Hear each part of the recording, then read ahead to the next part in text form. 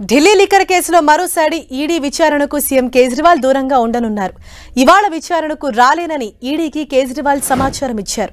ముందస్తు కార్యక్రమాలతో విచారణకు రాలేనని ఈడీకి సమాచారం పంపారు కేజ్రీవాల్. ఇప్పటివరకు కేజ్రీవాల్కు 4 సార్లు ఈడీ సమన్లు జారీ చేసింది. ఢిల్లీ లిక్కర్ కేసులో విచారణకు ప్రతిసారి ఒక్కో కారణం చెప్పిన కేజ్రీవాల్ 2 సార్లు ఎన్నికల ప్రచారంలో ఉన్నానని విచారణకు డుమ్మా కొట్టారు.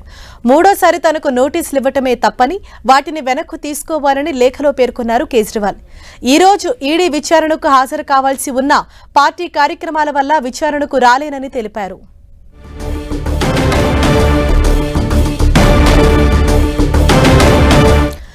ఇదే విషయంపై మరింత సమాచారాన్ని మా ఢిల్లీ ప్రతినిధి గోపీకృష్ణ మనకు అందిస్తారు.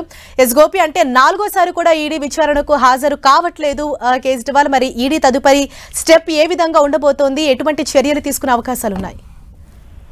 ఢిల్లీ లిక్కర్ పాలసీ కేసు విచారణకు సంబంధించి వరుసగా 4వసారి కూడా కేజ్రీవాల్ ఈడీ విచారణకి గైర్హాజరయ్యారు. ఈ రోజు మద్యం పాలసీ కేసులకు సంబంధించి ఆయన ప్రశ్నించేందుకు తమ ఎదుట హాజరు కావాలని చెప్పి ఎన్ఫోర్స్మెంట్ డైరెక్టరేట్ కేజ్రీవాల్ కి 4వసారి నోటీసులు ఇచ్చినప్పటికీ గోవాలో ముందస్తుగా నిర్ణయించిన పార్టీ కార్యక్రమాలు ఉన్నందువల్ల హాజరు కావడం లేదని చెప్పి ఈడీకి సమాచారం ఇవ్వడం జరిగింది. మద్యం కేసులో ఒక్కోసారి ఒక్కో కారణం చెప్తూ ఇప్పటి వరకు 4 సార్లు ఈడీ పిలిచినప్పుడు కేజ్రీవాల్ విచారణకు గైర్హాజరయ్యారు. మొదటిసారి నవంబర్ 2న, అలాగే తర్వాత డిసెంబర్ 21, ఆ తర్వాత జనవరి 3న, అలాగే ఇప్పుడు జనవరి ముఖ్యంగా 18వ తేదీన కూడా విచారణకి గైర్హాజరవుతూ ఈ కేసులో తనను అరెస్ట్ చేసేందుకు కుట్ర జరుగుతుంది అని చెప్పి ఆమ్ ఆద్మీ పార్టీ వర్గాలు చెప్తున్నాయి.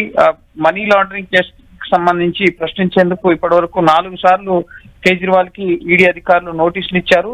అయితే ముఖ్యంగా విచారణకు సహకరిస్తాను, అసలు ఎందుకు ఏ కోణంలో తనకు నోటీసులు ఇస్తున్నారు, ఈ నోటీసులే చట్ట విరుద్ధం, తనని లోక్సభ ఎన్నికల ప్రచారం నుంచి దూరం చేసేందుకు ప్రయత్నిస్తున్నారని చెప్పి ముఖ్యంగా ఈడీ పైన ఆరోపణలు చేస్తున్నారు. కేవలం రాజకీయ కక్ష సాధింపు చర్యలో భాగంగానే రాజకీయ కారణాలతోనే ఈ నోటీసులు ఇస్తున్నారు అని చెప్పి కేజ్రీవాల్ ఆరోపిస్తున్నారు. అయితే ముఖ్యంగా ఈ నోటీసులు కూడా చట్ట విరుద్ధం అని చెప్పి వాటిని ఉపసంహరించుకోవాలని చెప్పి కూడా లేఖలు రాస్తున్న పరిస్థితి ఉంది. అయితే ఈడీ ఇప్పుడు దూకుడుని పెంచే అవకాశం కనిపిస్తోంది. ఇదే తరహాలో జార్ఖండ్ సీఎం హేమంత్ సోరెన్ కూడా ఇప్పటి వరకు మనీ లాండరింగ్ కేసుకు సంబంధించి 7 సార్లు విచారణకు గైర్హాజరయ్యారు. సో ఆ తర్వాత అత్యధిక సార్లు గైర్హాజరైన సీఎం గా కేజ్రీవాల్ వరుసలో ఉన్నారు. అయితే ఇటు నాన్ బెయిలబుల్ వారెంట్ తీసుకుని కోర్టు ద్వారా ముఖ్యంగా కేజ్రీవాల్ ని అతని ఇంట్లోనే ప్రశ్నించేందుకు ఈడీ అధికారులు సన్నద్ధమయ్యే అవకాశం కనిపిస్తోంది. ఆ దిశగా ముందుకు వెళ్లే ఆలోచనలో కూడా ఈడీ అధికారులు ఉన్నారు. ఎందుకంటే సుప్రీంకోర్టు డైరెక్షన్స్ మేరకు 6 నెలల్లోగా ఈ కేసు దర్యాప్తు పూర్తి చేయాలని చెప్పి గతంలో ఈడీకి సుప్రీంకోర్టు ఆదేశాలు ఇవ్వడం జరిగింది. సో ఆ మేరకు వరుసగా ఈ కేసులో ఆరోపణలు ఎదుర్కొంటున్న వారికి ఈడీ నోటీసులు ఇస్తుంది. అందులో భాగంగానే కేజ్రీవాల్ కి ఇప్పటివరకు 4 సార్లు ఈడీ నోటీసులు ఇవ్వడం జరిగింది.